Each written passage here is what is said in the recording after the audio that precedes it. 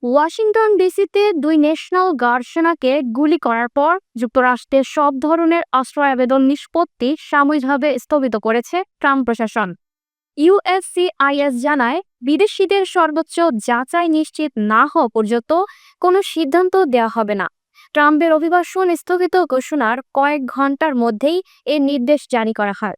বিস্তারিত দেখুন প্রতিবেদনে। ওয়াশিংটন ডিসিতে আফগান নাগরিক দুইজন ন্যাশনাল গার্ড সেনাকে গুলি করার জেরে যুক্তরাষ্ট্রে সব ধরনের আশ্রয় আবেদনের নিষ্পত্তি স্থগিত ঘোষণা করেছে ট্রাম্প প্রশাসন। স্থানীয় সময় শুক্রবার ২৮শে নভেম্বর মার্কিন নাগরিকত্ব ও অভিবাসন বিভাগের পরিচালক জোসেফ অ্যাডলো এ তথ্য নিশ্চিত করেছেন। সামাজিক যোগাযোগ মাধ্যম এক্স পোস্টে তিনি বলেন, যতক্ষণ না আমরা নিশ্চিত করতে পারি যে প্রত্যেক বিদেশিকে সর্বোচ্চ পর্যায়ে যাচাই করা যায়, ততক্ষণ পর্যন্ত আশ্রয় সংক্রান্ত সব সিদ্ধান্ত স্থগিত থাকবে।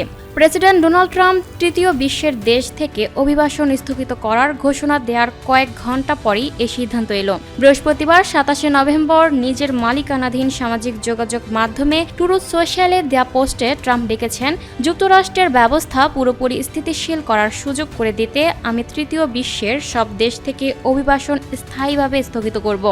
হুমকি দিয়ে তিনি আরও লিখেছেন, তার পূর্বসূরি জো বাইডেনের আমলে দেয়া লাখ লাখ অভিবাসনের অনুমোদন বাতিল করা হবে। যুক্তরাষ্ট্রের জন্য প্রকৃত সম্পদ নন এমন যে কাউকে দেশ থেকে বের করে দেয়া হবে। মার্কিন প্রেসিডেন্ট বলেন, জনসাধারণের অভিযোগ নিরাপত্তা ঝুঁকি বা পশ্চিমা সভ্যতার সাথে সামঞ্জস্যপূর্ণ নয় বলে বিবেচিত যে কোনো বিদেশি নাগরিককে নির্বাসিত করা উচিত।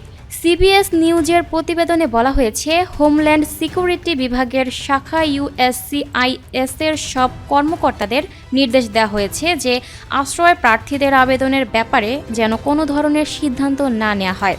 এটি বিশ্বের সব দেশের নাগরিকদের ক্ষেত্রে কার্যকর হবে। সিবিএস-এর হাতে পাওয়া নির্দেশনা অনুযায়ী কর্মকর্তারা সিদ্ধান্ত নেওয়ার সময় পর্যন্ত আশ্রয় আবেদন ও মামলা পর্যালোচনা চালিয়ে যেতে পারবেন। শুধুমাত্র সিদ্ধান্ত নেওয়া থেকে কর্মকর্তাদের বিরত থাকতে বলা হয়েছে। ট্রাম্প তৃতীয় বিশ্বের কথা বললেও কোনো দেশের নাম নির্দিষ্ট করে বলেননি, তবে এই ধরনের পদক্ষেপ আইনি চ্যালেঞ্জের মুখোমুখি হতে পারে। এরই মধ্যে জাতিসংঘের বিভিন্ন সংস্থা ট্রাম্পের এই সিদ্ধান্তের নিন্দা জানিয়েছে। Lucky Akter, up to date news, Dhaka.